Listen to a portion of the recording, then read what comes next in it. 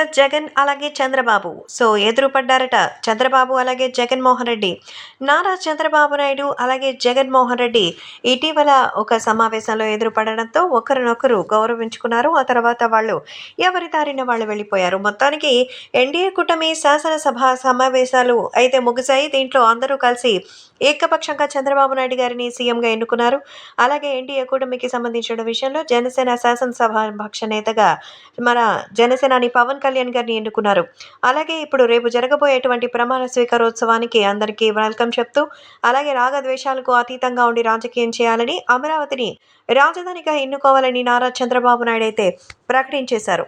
మొత్తానికి ఎన్డీఏ కూటమి సమావేశం తర్వాత చాలా కీలకమైనటువంటి నిర్ణయాలు తీసుకున్నారు. ప్రస్తుతం సీఎంగా మొదటి సంతకాలకి సంబంధించిన విషయాలపై కూడా ఆయన డిస్కస్ చేశారు. ఇప్పుడు ఏకపక్షంగా తీసుకున్న ఈ నిర్ణయాలపై అందరూ కూడా సంతకాలు పెట్టబోతున్నారు. అయితే జగన్మోహన్ రెడ్డికి సంబంధించిన విషయంలో కూడా ఇన్ని రోజులు ఆయన ఏపీ ప్రభుత్వం మీద అలాగే ఏపీ ప్రజల మీద తీసుకున్న నిర్ణయాలకు వ్యతిరేకంగా ఖచ్చితంగా పోరాటం అనేది మరి శాసనం ద్వారానే ఉండాలని, పర్సనల్గా అటాక్లు అలాంటివి చేసి వాళ్ళకి మనకి ఇబ్బందికరమైన ఉండదు అంటూ చెప్పారు. ప్రస్తుతం తొలి సంతకం మెగా డిఎస్సిపై ఉంటుందని ప్రకటించారు. ఈ నేపథ్యంలో మొదటి సంతకంపై డిఎస్సి అనేదే ఇప్పుడు ఉంటుంది. రెండో సంతకం ఏపీ ల్యాండ్ టైటిలింగ్ యాక్ట్